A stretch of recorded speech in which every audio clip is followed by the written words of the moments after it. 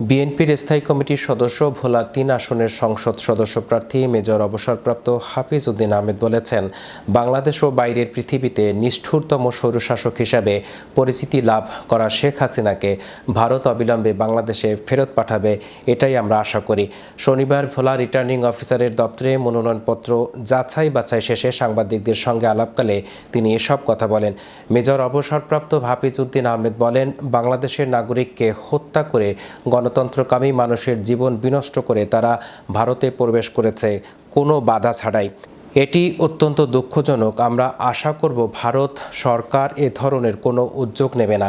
যারা এ ধরনের হত্যাকাণ্ড ঘটাচ্ছে তাদেরকে গ্রেপ্তার করে বাংলাদেশে ফেরত পাঠিয়ে দেবে। শেখ হাসিনা প্রসঙ্গে তিনি বলেন, মাফিয়া নেত্রীর নির্দেশে এই হত্যাকাণ্ডগুলো চলছে। শহীদ ওসমান হাদি হত্যা প্রসঙ্গে তুলে হাফিজ উদ্দিন আহমেদ বলেন, শহীদ ওসমান হাদির কথা আপনারা সবাই জানেন।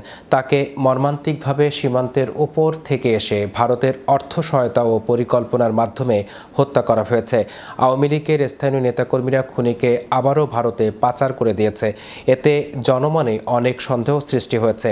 তিনি আশঙ্কা প্রকাশ করে বলেন, সাধারণ মানুষ আতঙ্কিত যে আগামী নির্বাচনের আগে বাকি সময়ে আরও হত্যাকাণ্ড চালানোর জন্য মাফিয়া দল আওয়ামী লীগ সচেষ্ট থাকবে আর তাদেরকে প্রতিবেশী রাষ্ট্র থেকে সহায়তা দেওয়া হবে।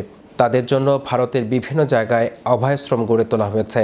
এ সময় উপস্থিত ছিলেন জেলা আইনজীবী সমিতির সাধারণ সম্পাদক আমিরুল ইসলাম বাসদ, তজুমুদ্দিন উপজেলা বিএনপির সভাপতি গোলাম মোস্তফা মিন্টু, সাধারণ সম্পাদক ওমর আসাদ রিন্টু, লালমোহন উপজেলা বিএনপির সভাপতি জাফর ইকবাল ও সাধারণ সম্পাদক শফিকুল ইসলাম বাবুল সহ অন্যান্য নেতৃবৃন্দ ধরে গ্রেফতার করে বাংলাদেশে ফেরত পাঠিয়ে দেবে।